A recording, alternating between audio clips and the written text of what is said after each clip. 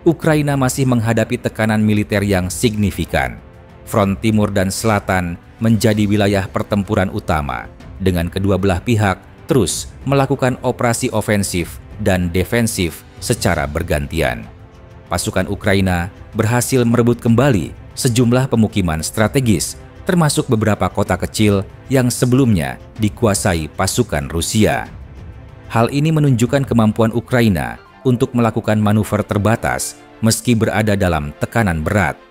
Rusia, di sisi lain, terus melancarkan serangan di berbagai titik, termasuk wilayah Borova dan Pokrovsk. Garis depan tetap dinamis, dan pertempuran tidak hanya terjadi di darat. Serangan udara, artileri jarak jauh, dan drone digunakan secara simultan untuk menekan pertahanan Ukraina.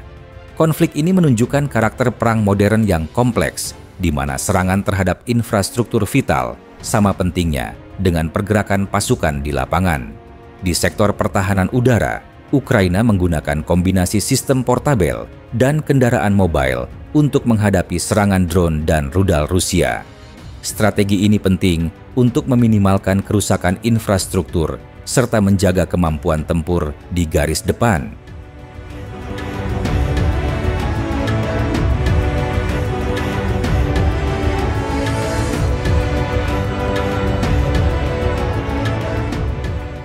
Rusia mengerahkan berbagai jenis senjata untuk menekan Ukraina, artileri dan roket, termasuk BM-21 Grad, BM-27 Uragan, dan TOS-1A Solnsepek yang digunakan untuk menghancurkan posisi garis depan dan infrastruktur penting. Rudal taktis Iskander-M juga digunakan untuk menargetkan posisi strategis jauh di belakang garis depan. Pesawat tempur dan bom Su-34, Su-35, dan MiG-29 digunakan untuk serangan udara presisi. Bomber jarak jauh Tu-20, 2M3 mampu meluncurkan rudal jelajah untuk menyerang target strategis yang berada jauh di wilayah Ukraina.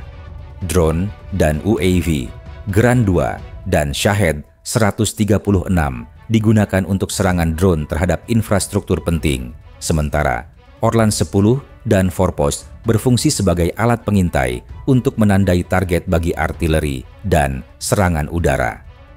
Tank dan kendaraan tempur T-72, B-3, dan T-90, serta kendaraan tempur infanteri B, MP-2, dan BMP-3 mendukung ofensif darat Rusia. Sistem pertahanan dan rudal jarak jauh S-300 dan S-400 menjaga wilayah udara, sementara rudal jelajah kaliber menargetkan posisi strategis di wilayah Ukraina.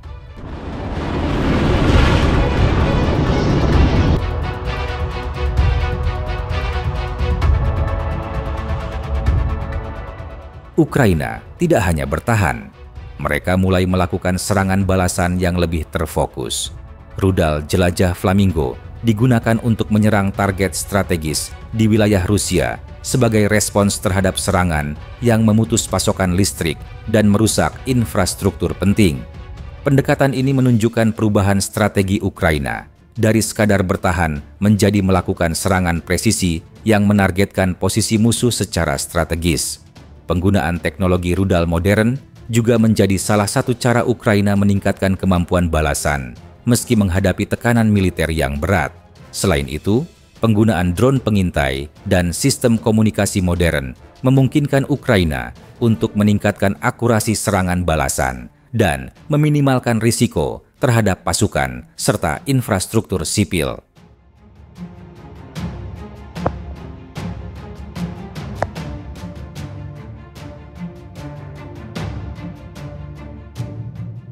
Serangan Rusia yang terus-menerus menargetkan sektor energi telah menyebabkan kerusakan signifikan pada jaringan listrik dan fasilitas vital.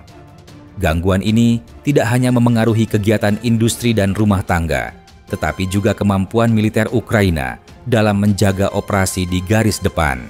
Di sisi lain, Ukraina memiliki potensi energi terbarukan yang besar, terutama melalui instalasi panel surya atap. Kapasitas potensial mencapai ratusan gigawatt yang dapat membantu meningkatkan ketahanan energi nasional. Upaya ini menjadi salah satu strategi penting dalam menghadapi konflik berkepanjangan, sekaligus menyiapkan infrastruktur yang lebih tahan terhadap serangan.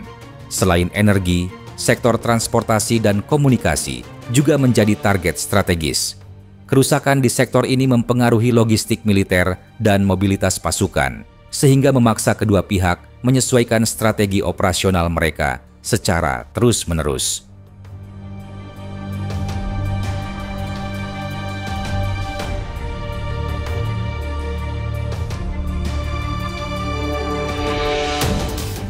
Konflik ini juga menimbulkan tekanan sosial politik di Ukraina.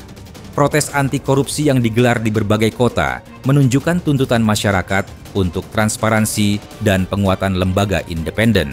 Pemerintah merespons dengan mengembalikan sebagian independensi lembaga anti korupsi, menunjukkan bahwa tekanan internal tetap menjadi faktor penting dalam dinamika konflik.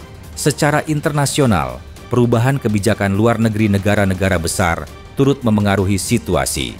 Dukungan militer dan ekonomi mengalami penyesuaian, sementara negara-negara di NATO berfokus pada penyediaan peralatan dan bantuan non-finansial yang lebih terukur.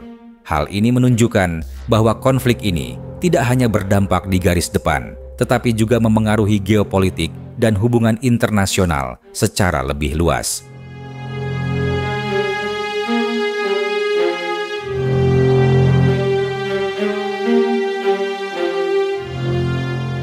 Konflik ini berdampak pada pasar global, terutama di sektor energi. Kekhawatiran akan gangguan pasokan menyebabkan harga minyak dan gas naik. Selain itu, ketidakpastian di Eropa Timur meningkatkan tekanan pada stabilitas politik dan ekonomi regional. Sektor perdagangan, rantai pasok logistik, dan investasi menjadi terdampak, sementara negara-negara tetangga terus memantau perkembangan untuk menyesuaikan strategi keamanan nasional.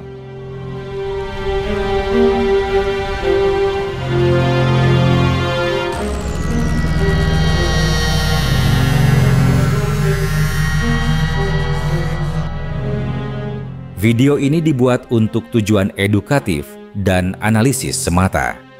Kami tidak memihak pada pihak manapun, tidak mempromosikan kekerasan, dan tidak mendukung perang dalam bentuk apapun.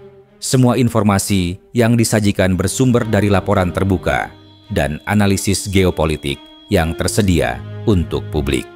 Tujuan kami adalah memberikan pemahaman yang seimbang tentang situasi global agar masyarakat dapat berpikir kritis dan bijak. Perdamaian, dialog, dan diplomasi adalah jalan terbaik untuk menyelesaikan konflik.